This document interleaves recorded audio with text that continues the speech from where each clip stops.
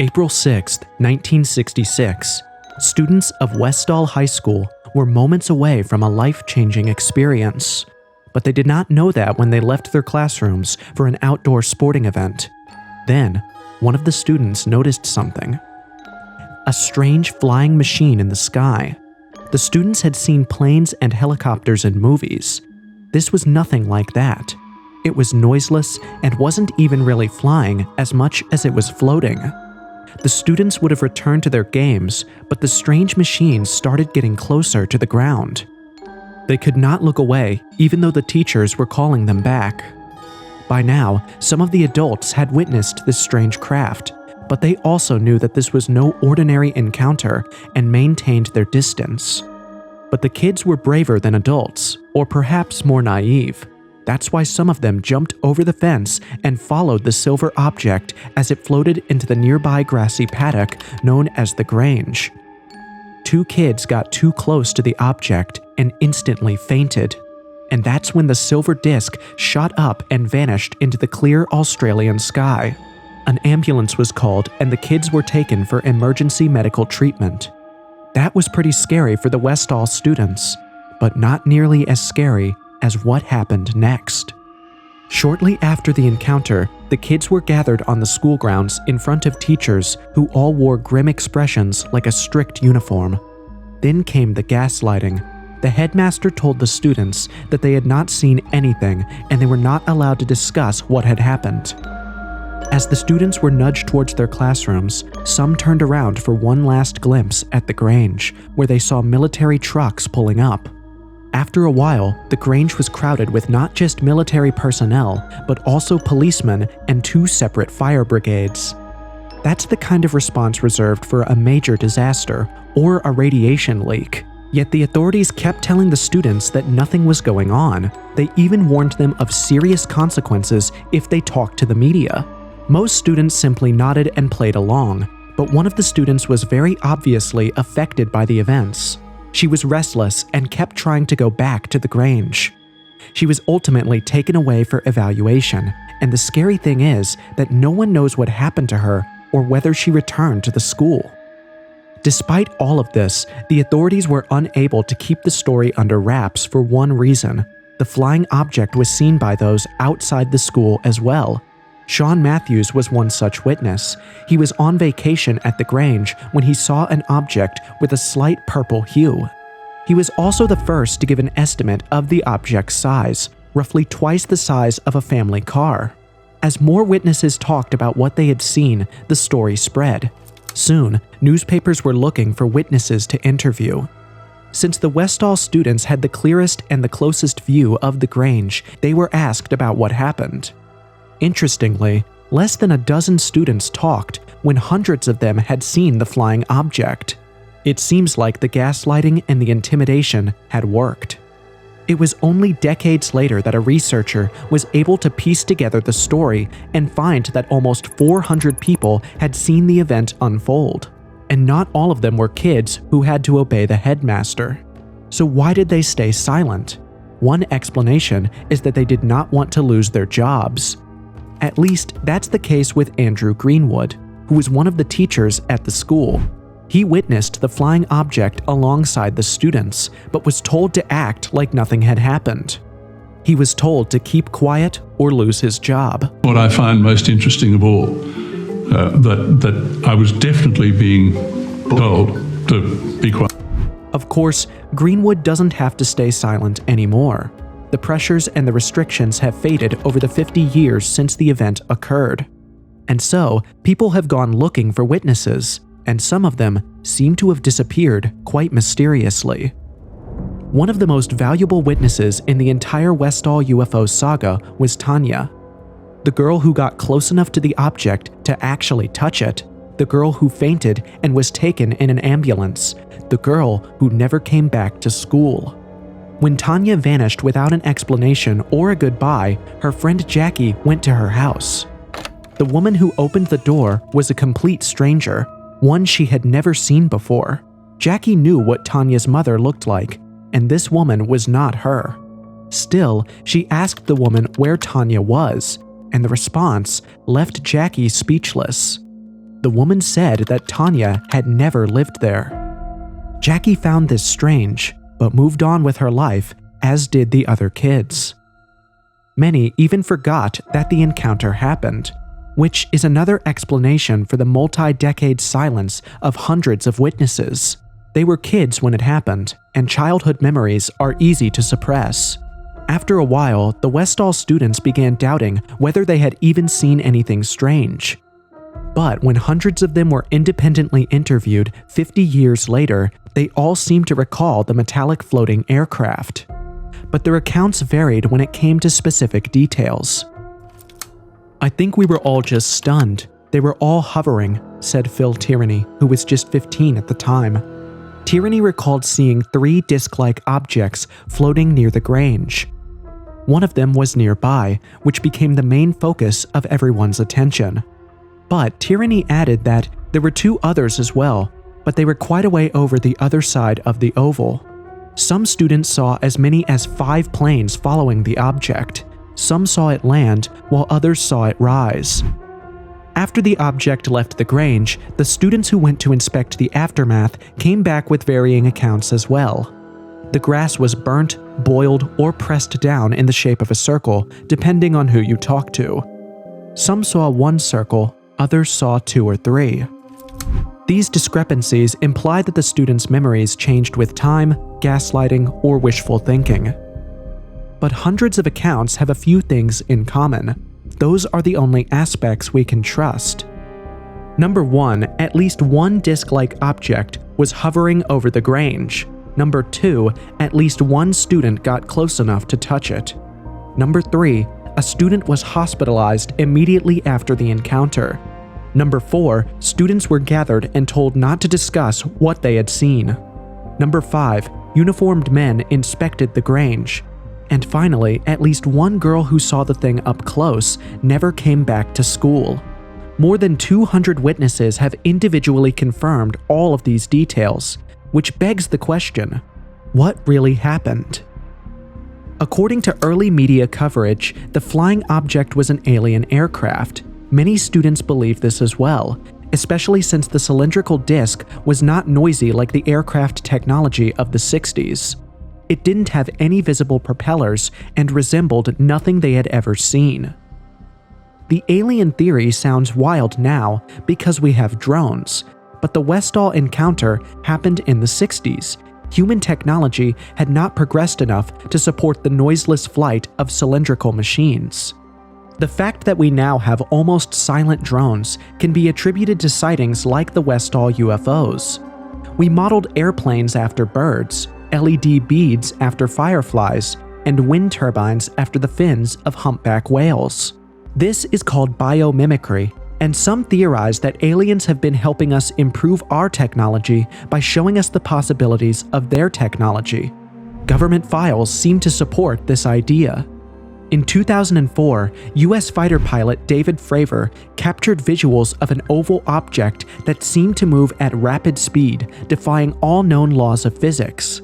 The forward-looking infrared recordings were later declassified, and the Pentagon had no explanation for what the flying object was. Dude, this is a fucking drone, bro. There's a whole fleet of them. Look on the ASA. My gosh. They're all going against the wind. The wind's 120 knots from the west. Look at that thing, dude.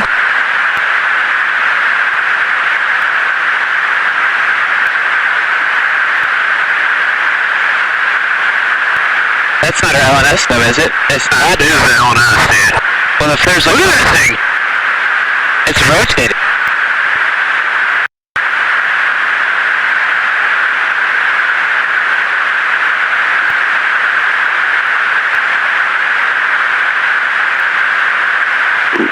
Nickel 6-1 Tango Small J, over. Oh, got it! Woohoo! Roger, there's troubleshooting. Did you box moving target? No, I took an auto track. Oh, okay.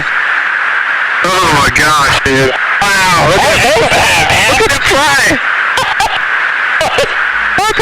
The shape of the object in the Westall UFO encounter looks pretty similar to the object in the declassified videos. The most technologically advanced nation in the world, the USA, can't explain what these are. So it isn't far-fetched to believe that the floating objects come from outer space.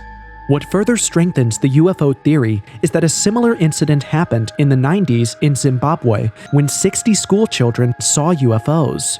It happened in 1994 in Ruwa, Zimbabwe, where students of Aerial School saw one or more silver objects descend from the sky. Some students saw creatures dressed in black and began crying. So, students on 2 separate continents have seen flying objects with remarkably similar appearances. And there's a video captured by a US fighter pilot that reveals a similar object that even the Pentagon can't explain. This strengthens the alien theory. Another reason to believe that the flying object was not an ordinary drone is how it affected those who got close. 2 students fainted, and one was too distressed to function. And remember, one of them never came back, until decades later. When the Westall UFO encounter captured the public's imagination, Tanya became the center of the story. Her friend Jackie gave multiple interviews explaining how Tanya was taken to the hospital but never came back. And the creepiest detail, of course, was that the woman at Tanya's house denied that she ever lived there. It seemed like Tanya had been erased from existence. But that wasn't the case. Tanya resurfaced and told her side of the story. I saw a shiny 2-story disc. It certainly wasn't anything that we'd ever seen. This was bizarre for little Tanya, who had moved to Australia from Slovenia 3 years before the encounter. She lived with her mother in a shared accommodation. The other family was an Austrian couple with 2 kids. Tanya was the first to notice the UFO, though she doesn't remember how it got her attention as it was completely silent. The object moved very quickly, blinking off in one place and blinking on in another. That could explain why different students recall seeing a different number of UFOs. Tanya went inside screaming as she ran down the hallway to let everyone know what was going on. She doesn't remember what she said or if she entered any classrooms with the news. She doesn't remember if there were others with her. But she does remember a female teacher rushing outside with the school's camera. She doesn't recall how others acted because she left them to chase the object, which was landing behind the trees. When Tanya reached the Grange, the UFO was already gone. All that was left was a burned circle of flattened grass. The next thing Tanya remembers is being back in school where she was scolded by the headmaster for having left the school grounds. The next day, Tanya heard students talking about seeing men in army or military clothing. Tanya does not remember seeing any herself, but she does remember everyone talking about the flying saucers. Many told her they had seen 3. Tanya speculates that she only saw one because she started chasing it instead of staying and looking at the sky. Then comes the interesting part. 2 days later, Tanya met the headmaster, not knowing how strange things were going to get. Well, he took me to a room which I presume was a parent-teacher interview little office, and there were 2 gentlemen waiting there, and I was with them probably for about 15 minutes, being questioned. Did they say who they were? No. What nationality were they? Definitely American. Tanya gave more details in a verified post online, where she revealed what the Americans wanted.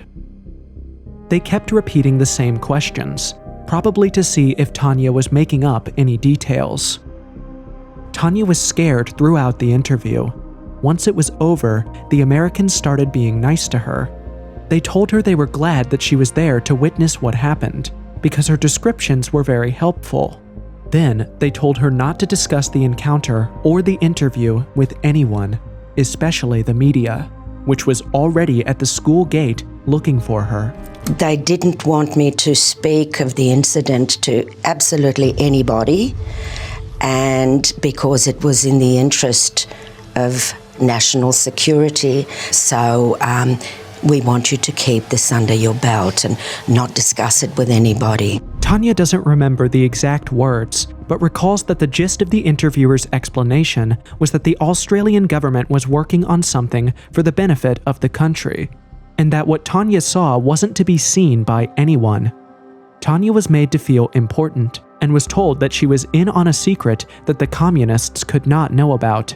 This worked, and Tanya did not even discuss the encounter with her mother. American officials were there trying to shut this story down. Absolutely. And it suggests there really was a cover-up and it was international. What is it that the Australian and American government had to hide in 1966 that 55 years later we still don't know what it was? In hindsight, Tanya believes that the government's secret angle was made up just to keep her quiet. She firmly believes that whatever it was not from Earth. Not of this world? As an adult now, yes, I do. Yes, I do. Definitely. I no longer care what people think. I saw what I saw. I know what I saw. I was not the only one. Yeah. But she was the only one who was interviewed by the American men. The rest talked to an Australian team that came a few days later. But some things in her story don't add up. Tanya says that she doesn't remember being in an ambulance even though dozens of her schoolmates said she was taken away. Tanya also recalls going back to school for a few days after the incident, but students say she never came back. And what about her disappearance? Tanya says that she moved to South Oakley after a while because her mother got a better opportunity. She transferred to Huntingdale High School near her new home. This doesn't explain why the woman at her house said she never lived there, and honestly, Tanya can't explain that either. Maybe it was a miscommunication, or maybe it was something else. We can't really show all to avoid copyright issues, but this was from a recent interview conducted by Michael Usher and investigative journalist Ross Coulthart. The link to watch the whole thing from her perspective is in the description below. But what Tanya knows for sure is that what she saw that day was not a weather balloon. One of them actually told me that it was a very special weather balloon. Did you believe that? No, not at the age of 12. I knew better. I know what I saw. And yes, the weather balloon theory was one of the first explanations offered by the higher-ups. And it is the least plausible theory so far. Even less plausible than the alien theory. The weather balloon theory was first reported by newspaper reporters trying to describe the object from witness accounts. An excerpt from the Austrian newspaper The Age described it as an object, perhaps balloon, an unidentified flying object seen over the Clayton-Moorabbin area yesterday morning might have been a weather balloon. The story goes on to say that the Weather Bureau had released a balloon nearby at 8:30 a.m. and that the wind direction at the time aligns with the sighting. The story also says that a few planes were trailing the balloon, but this could not be verified. The problem with this theory is that there is no way hundreds of people saw this and believed that it was a UFO, and there's no way that the military trucks and 2 fire brigades showed up over a weather balloon. Balloons have been mistaken for UFOs from time to time, but not at this scale. Tanya, who fainted near the object's landing site, dismissed the weather balloon theory, saying that what she saw was not a balloon. Even 50 years later, she maintains that nothing she has seen matches the way the flying object moved back in 1966. Which brings us to the possibility that maybe witnesses like Tanya imagined the whole thing as something more than it really was. That's the mass hallucination theory. Large groups of people can share a hallucination aided by story and discussion. On October 13, 1917, huge crowds in Portugal saw the sun dancing in the sky. This was back when no technology could even create an illusion of high-flying objects. 30 to 70,000 people witnessed the dancing sun, yet there are no photos that indicate that this really happened. So mass hallucinations can actually happen, and huge numbers of people sharing an illusion doesn't necessarily make it a reality.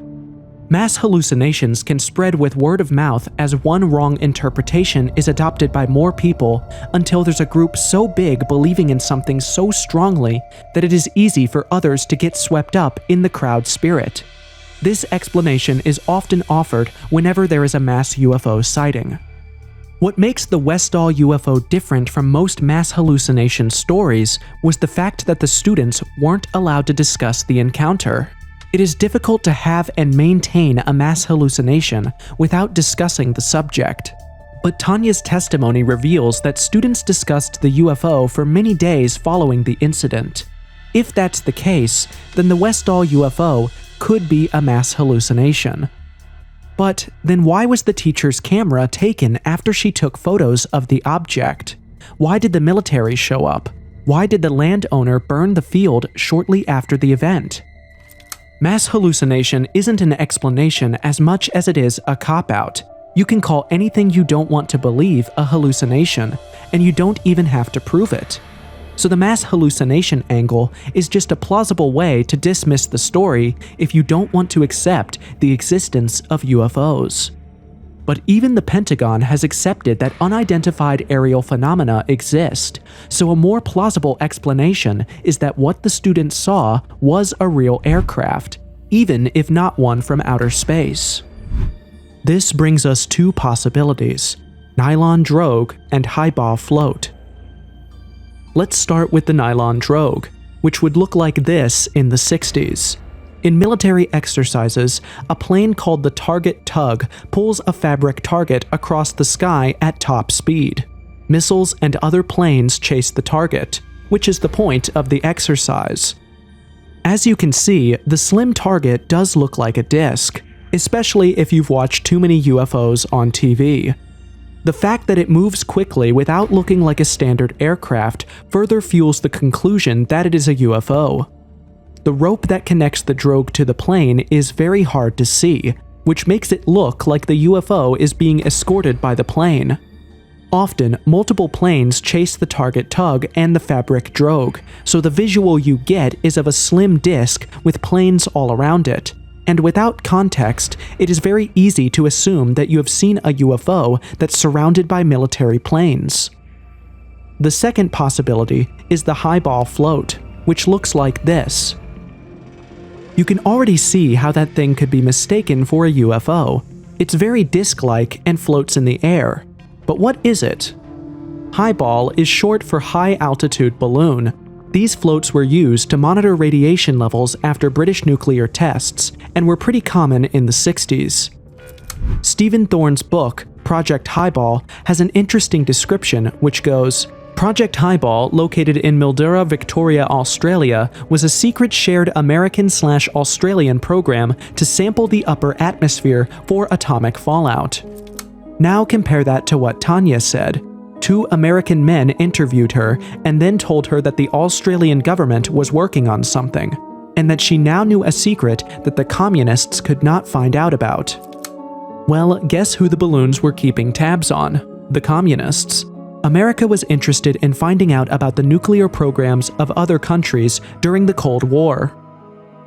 Author Keith Basterfield points out that there were nuclear tests at Maralinga, which were monitored by Highball floats, and a runaway balloon from the Maralinga site could have easily made it to the Westall School. He went on to locate official documents that indicate that a test balloon launched from Mildura had indeed blown off course. According to the archives, it came down in Clayton South in a paddock near Westall High School, alarming and baffling hundreds of eyewitnesses, including teachers and students. Again, this is what these balloons look like. And they usually carried very heavy monitoring equipment. After the balloon had done its job, it would drop the monitoring equipment, which was retrieved by a military truck. This explains the uniformed men that the Westall students saw. Personally, I find this explanation far more plausible than the alien aircraft explanation.